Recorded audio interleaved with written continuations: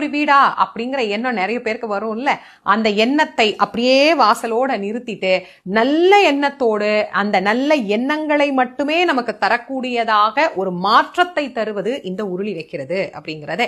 சரிம்மா, இந்த உருளி என்னென்ன பொருட்கள்ல நம்ம வைக்கலாம் அப்படின்னு பாத்தீங்கன்னா, மண்ணுல வைக்கலாம், அதுக்கப்புறமா பித்தளையில பயன்படுத்தலாம், பஞ்சலோகத்துல பயன்படுத்தலாம், பீங்கான்ல வைக்கலாம், கண்ணாடியில வைக்கலாம். இதெல்லாம் நாம உருளி வைக்கலாம்.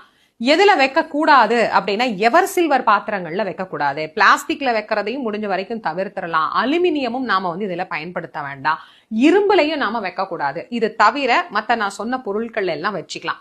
நல்ல சுத்தமான தண்ணி ஊத்தி, இதுல ஏதாவது சேர்க்கணுமான்னு சில பேர் கேக்குறீங்க. மஞ்சப்பொடி சேர்த்துக்கலாம், நல்லது. பச்சை கற்பூரம் சேர்த்துக்கலாம்.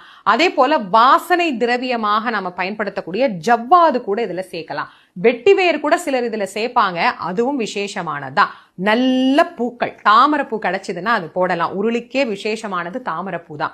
தாமரைப்பூ போட்டு வைக்கலாம். எல்லா இடங்கள்லயும் தாமரைப்பூ கிடைக்காது அப்படின்னா சாமந்தி பூ போடலாம். எந்த பூவா இருந்தாலும், ரோஜா, முல்லை, மல்லி எதுவாக இருந்தாலும் பரவாயில்ல, அழகா இந்த பூக்களை நீங்க போட்டு வண்ண வண்ண நிறமா அப்படி பார்த்த உடனே அவங்களுடைய நெகட்டிவ் தாட்ஸ் எல்லாம் அதை ஈர்த்துக்கிட்டு நல்ல எண்ணத்தோட அதுக்கப்புறம் அவங்களுடைய பார்வை இருக்கிற மாதிரி அது மாத்தி தரும். எத்தனை நாளைக்கு ஒரு நாள் இதை மாத்தணும் அப்படின்னா, தினம்தோறும் மாத்துறது அப்படிங்கிறது ரொம்ப நல்லது.